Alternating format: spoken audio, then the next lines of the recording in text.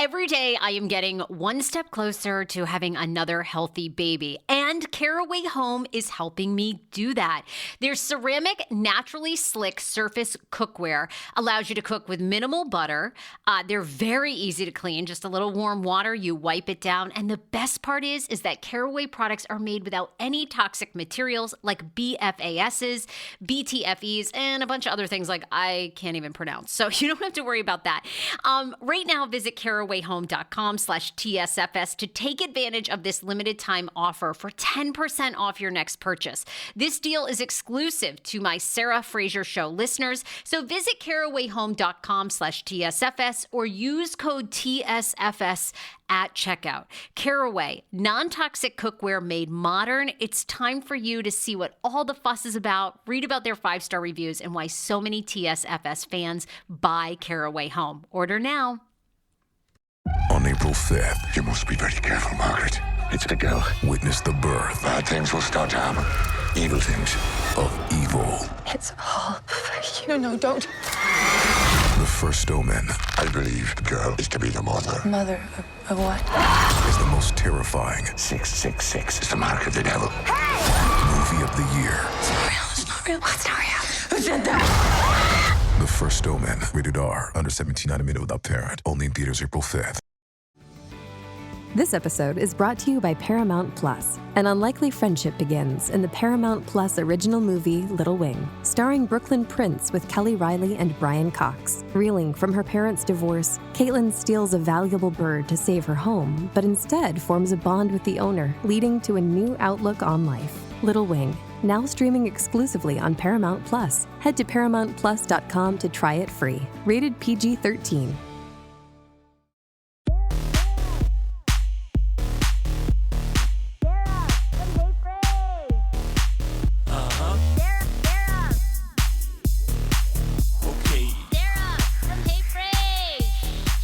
All right, Sister Wives, Season 1, Episode 6, Fourth Wife to Be. Epic. Epic. You guys, can you imagine all my Sister Wives stans? Can you imagine right now if fast forward to 2024, that the episodes were still 20 minutes long, jam-packed with drama, hate, tension, love, everybody getting along. I mean, would we not be obsessed with Sister Wives 18 times more than we already are? Now, of course, TLC is never, ever, unfortunately, never going to go back in time, never going to go back to the day where they did 20-minute episodes because, let's be honest, it's all about the money. It's all about the cash, and I understand that. I run a business too. Many of you are small business owners, big business owners, and you work for major companies. And unfortunately at times, it's all about the Benjamins. And so they are going to keep these hour shows going and, 14 episodes, 15 episodes, specials because of the ad dollars, right? And we will continue to tune in to try to, I guess, grasp for 1 second the joy that was season 1 we're hoping for. I am obsessed with this show. I'm watching Sister Wives from the beginning, as I like to say, while we wait for the end, because the end is coming, although probably not as soon as people think. And, Wednesdays I do my TLC talk, so I'll get into more drama, more tea in the past week from, fallout from the Sister Wives returning to social media, pretty much admitting they are going to film despite Garrison's passing. Anyhow, another show on Wednesdays. So episode 6, let's get into this is the prelude to Kody and Robyn getting married. We know at this point Kody and Robyn are engaged. The Rob dog has moved to Utah with the family. And now we are picking out wedding dresses. We are cake tasting. We are menu tasting. And oh, by the way, Kody drops a bomb at the end of this episode on all the other women. So we start out the show kind of like we end the show, which is these not confessionals, but these, well, they are confessionals, but it's so brilliant because these confessionals feature all the women and then sometimes Kody. So we open the show with already the women are setting up some tension, and boy, can you feel it. Okay, so the first 5 episodes of this show, things were good. We love Robyn. Yes, it's hard. Yes, there's going to be these jealous feelings bringing in a 4th wife, but we've signed up for this. Oh, but then, this episode 6, you can see it. You can feel it. So the women are discussing how they do not think it's fair that Kody and Robyn are spending nights together when they're not even married. And in fact, they do not find it fair that Robyn is now getting a 4th night. Now, at this stage in this episode, I'm kind of like, well, ladies, you know he's going to marry her. He's married the 3 of you. What's the big deal? Like, I mean, she's going to get that 4th night, whether it's 5 weeks from now or tonight. So I actually kind of began to side with Robyn on that one. But there's a little tension, and Christine is like, I don't think it's right. She's saying that in front of Robyn. That's the best part about these confessionals, that, of course, will never in a horse's hair ever happen again because none of them like each other and none of them are even married to each other anymore. But this is back when we got them all together and they had to say this shit to each other's faces. Yes, yes. All right, so there's some tension about how, and when Robyn's going to spend time with Kody. And Robyn's argument is, guys, I moved my family across states. My children, you guys all came into this marriage with Kody, and then you guys had kids with him. You didn't bring in kids prior. That's been a big acclamation. I kind of am sort of Team Robyn on this. I'm like, all right, so she needs some extra time and security with Kody. At this point, if we didn't know what we knew about Kody and Robyn, I actually would be Team Robyn. And then they go flower shopping. So they go flower shopping, and again, Robyn seems super cool. Pick out any flowers you want. I want you women to feel included. I want you to feel that this, I don't want you to wear a design or a dress that you're not into. And so the women are picking out dresses and trying on dresses throughout the episode and flowers. And I gotta say, I'm like, Robyn, very mature of you, my friend, very mature of you. I did this with my own wedding.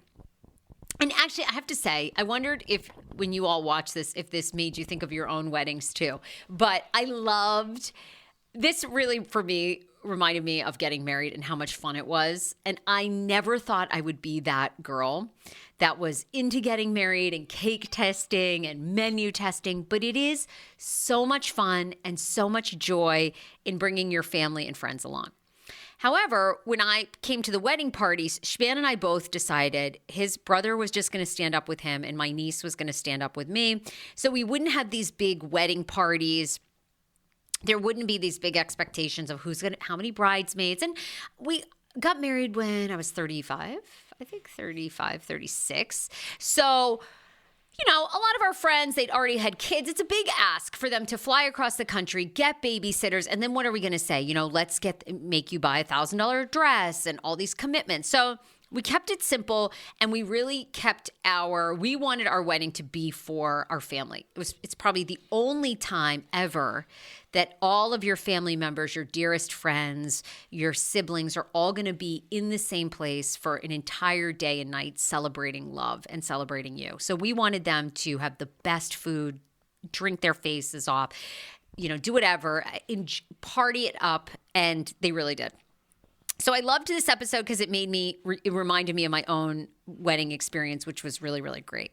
So, they're having a ball at this point. Then they go cake tasting, and everybody has opinions on the cake tasting. Oh, my Lord. I mean, can you imagine?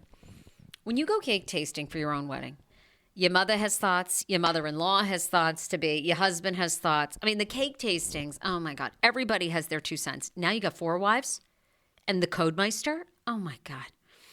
So, and Mary and Robyn are sitting there going, well, what do you think that the staff for the cake tasting thought of us? And Robyn's like, I don't really give a shit. Okay. I'm like, I'm with you, Robyn. Who cares? Mary's worried that they're going to think different things. And honestly, I was kind of with Mary. I do think the woman was like, didn't sign up for a bunch of polygamists today to be in her cake tasting, but okay, not going to raise any red flags. They're paying. So I do think she was annoyed. Kody does this bizarre dance at the cake tasting, which is so great. I feel like it sets up his quirky personality, and His moves to come, his knife in the kidneys is one of the best lines of all time. It was so good.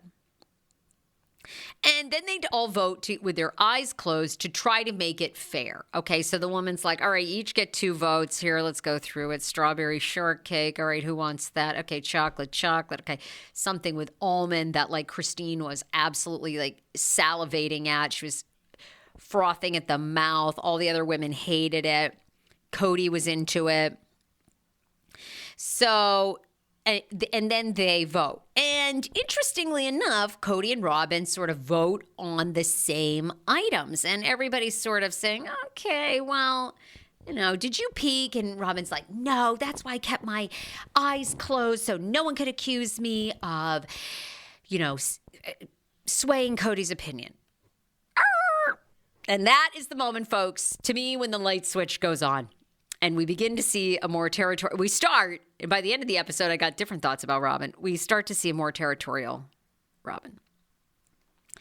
And then they're going to the reception hall. They're looking at reception halls. They're going to taste the food. And it's interesting because then they all reflect, meaning Mary, Janelle, Christine, on their own weddings with Kody. And Janelle's is the most poignant because Janelle lets us know as the audience that her family, she didn't grow up in polygamy. Unlike Christine, right? Christine's like legacy polygamist. Mary, like Mary's people, I mean, they came over here in 1770 something and they were taking 18 wives then. All right. And they just kept it going. So, but Janelle's family was not down. And so Janelle alludes to the fact that this experience with Robyn of cake tasting and Robyn's wedding and the joy around it, they're all living through that because none of them really had that amazing of a wedding experience with Kody. Not because, in Janelle's case, like her family didn't participate, it sounds like, much at all. I actually kind of wanted more from that scene. I would have liked to have heard more. Which family members objected? What were their objections? The perception? Kody? Mary, Christine, like what was the whole, what did they, I mean, I wouldn't have liked it. I'm going to be just honest. And, a little bit Janelle's family turned out to be right. Now she's got beautiful children and she's BFFs with Christine and she has this hit television show and a lot of great things. But it didn't work so great with Kody. So Robyn's like loving the venue and there's this outdoor pergola and she wants them to pole dance on it, which is kind of funny because then at Christine's wedding to David Woolley, she gives him a lap dance. So it seems like we started out this show with pole dancing, which is ironic given the group. And now and the last thing we saw was like a lap dance to the David Woolmeister. I call him the no-Zempic, been on Ozempic doctor. I'm talking about Dr. Applin and his wife who founded My Optimal Body. I am so happy about this. These are the first mindful eating-based doctors I have ever partnered with. They see patients nationwide, and they are seeing more patients who have been on Ozempic, and Ozempic has failed for them. What makes My Optimal Body so unique, and why am I endorsing them? It's because Dr. Applin actually looks at food additives, your addiction to food, your mental health. They do a whole look at you, including your gut health. Many of Dr. Applin's patients are working out, restricting their diets, and still gaining weight. Why is that? Because something's going on in your body and with your mind. Visit myoptimalbody.com to request an appointment. Be sure to tell them the Sarah Fraser Show sent you so you can qualify for a free personalized assessment plus a bonus free 30-day supply of their gut repair product when you sign up for a customized plan. Again, that's myoptimalbody.com to request an appointment. This episode is brought to you by Paramount Plus. Ewan McGregor stars as Count Alexander Rostov in A Gentleman in Moscow, the new limited series based on the best-selling novel. Stream it on March 29th with the Paramount Plus with Showtime plan. Visit ParamountPlus.com to try it free. Then they do the food tasting, and that's when they start making a bunch of Kody jokes about sharing. And the woman's like, oh, I think I only have a little bit of this tuna tartare. And they're like, no worries. We've had a lot of the same things in our mouths. Like, we're willing to pass this around. And you're like, what? This woman's like, what? And then they keep going. They're just like, oh, taste? Yeah, we can taste everything. Yeah. because we've been sharing each other's fluids. Like, I mean, they don't say that. But they basically, but they go in, baby. They're like, yeah, absolutely. You'd be surprised how much we share. All right. We share D. We share tuna tartare, and we'll share a toilet paper square. They really kind of lean in on it. And then they seem to be having a good time again. Okay. So the little bit of tension at the cake tasting seems to go out the window. And Robyn even makes a joke because they tell the producers, they tell us, the audience, well, we like to play around with this whole idea that we're polygamous. We play with it. And so they're sitting there and they're having a good time. And Robyn goes, yeah, I don't get upset when people ask me because Kody could just be our gay best friend. And Kody's face, he doesn't like a gay joke. Tell you what. He was just like looking, he never laughs. That to me, that's where I couldn't marry a guy that can't laugh at my jokes. Couldn't do it. None of the women seem fazed. He doesn't like the gay joke at all. And we sort of shift gears, and then Janelle says, things are in this ominous kind of foreshadowing that, well, actually, I shouldn't say it's foreshadowing because that would be the other way. But in this bizarre moment, Janelle is saying, everything's calming down. Everything's calming down. And that moment I loved because doesn't that remind you that we really don't know shit? People think they're psychics and yes, we all have some intuition that you should definitely tune in and listen to. But the reality is we really don't have any clue. Like, none of them could have predicted in that moment how south it would go 14 years later on a TV show, And in that, we see that, Janelle says, I think things are going to be okay. Things have really settled down. I had a lot of apprehension about it, but now that Robyn is here and we're having a good time, I think things are going to be okay. And so we think, great, this is looking really, really good. Then they go to try on wedding dresses. That's where things go south yet again. That's what I love about these 20-minute episodes. There's so much in it, you don't even pick up your phone to try to look for other shows to watch. It's amazing.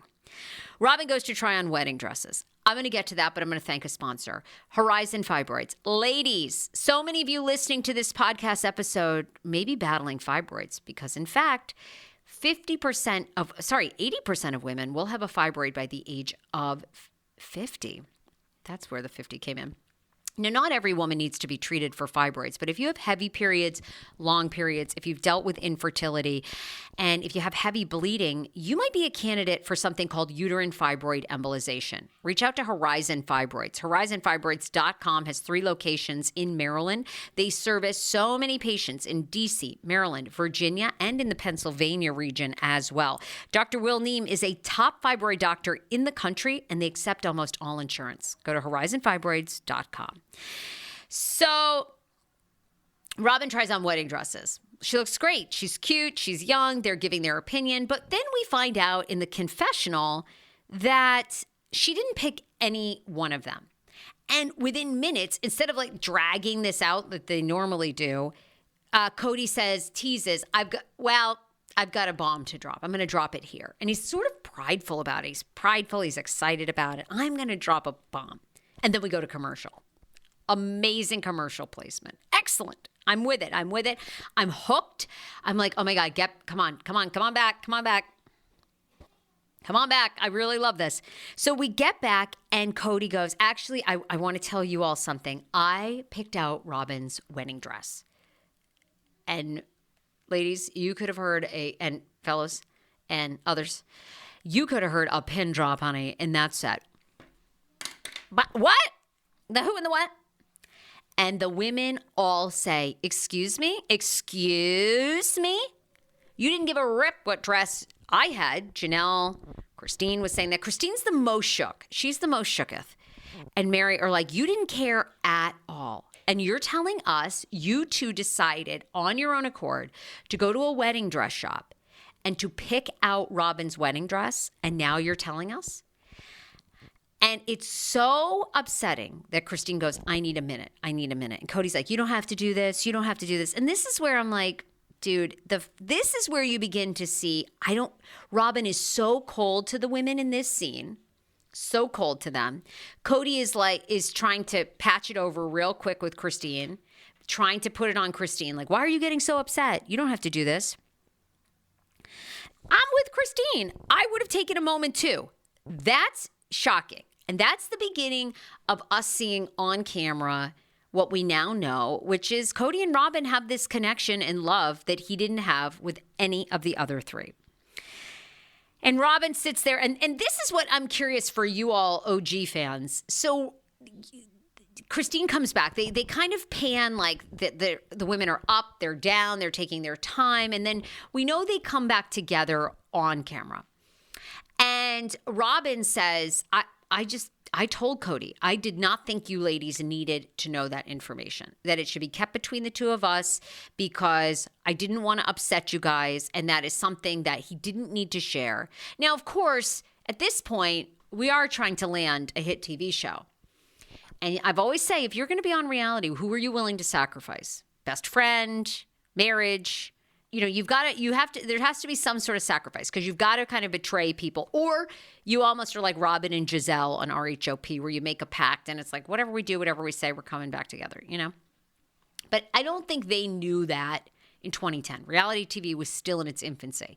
Now in 2024, if you don't know that, sweetheart, you live under a rock. So this is my question though. Do we think, is Kody such a blabbermouth that we do in fact think Robyn said to him, don't do this. I'm telling you, this should be between us. And Kody just can't keep his mouth shut, so he does it? Or do we feel as though this is part of Kody's narcissism and Robyn almost feeds it or participates and knows that this is going to happen? Is Robyn, because you see this so much now in current time.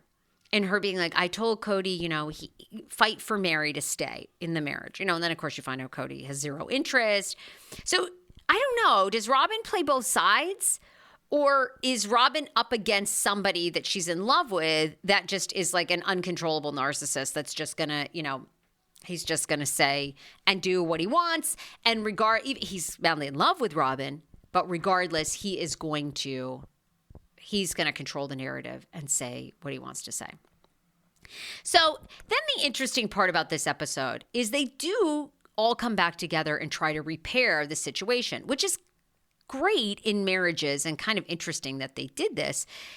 And again, at this point in the series, you're like, everyone's likable. Because Christine says very emotionally to Kody, well, she has this kind of famous line where she says, you know, every woman is a nightmare and is crazy, and every man's an idiot.